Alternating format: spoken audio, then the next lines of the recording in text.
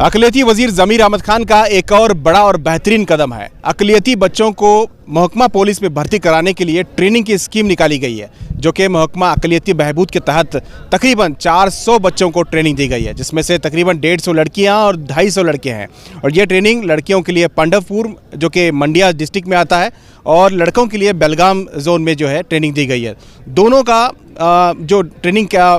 मियाद है, जो कि 90 दिनों का, यानी कि 3 माह की ट्रेनिंग है, ये मुकम्मल होने के बाद पंढरपुर में एक इख्तितामी इजलास हुआ, जिसमें ज़मीर अहमद खान आज खुद यहाँ पहुँचे, जायज़ा लिया और काफ़ी खुशी का इजहार किया। इस इजलास में ज़मीर अहमद खान के साथ यहाँ के मुकामी पंढरपुर के JDS के MLA भी थे। ज़मीर अहमद खान की वजह से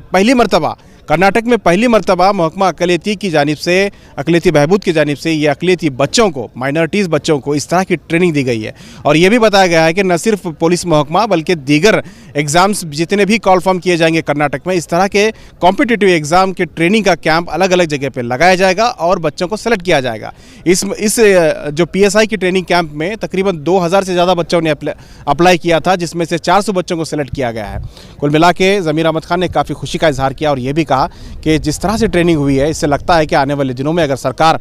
PSI के लिए कॉल फॉर्म करेगी, उसमें यहाँ कल अक़लियती के तकरीबन 50% बच्चे, यानी 200-150 के आसपास बच्चों को यहाँ मुलाजिमत लग सकती है। ये अपने आप में बड़ी बात है कि एक ट्रेनिंग कैंप से 150 या 200 बच्चों को अगर मुलाजिमत लगती है, वो PSI बनते हैं, तो वो DSP या DYSP के पद पर जाकर रिटायर्ड होंगे। तो इतना बड़ा एक काम है अक़लियती बहबूद का कि उन्होंने इस तरह के एक स्कीम को निकाला, जो कि आज तक किसी ने नहीं निकाला था।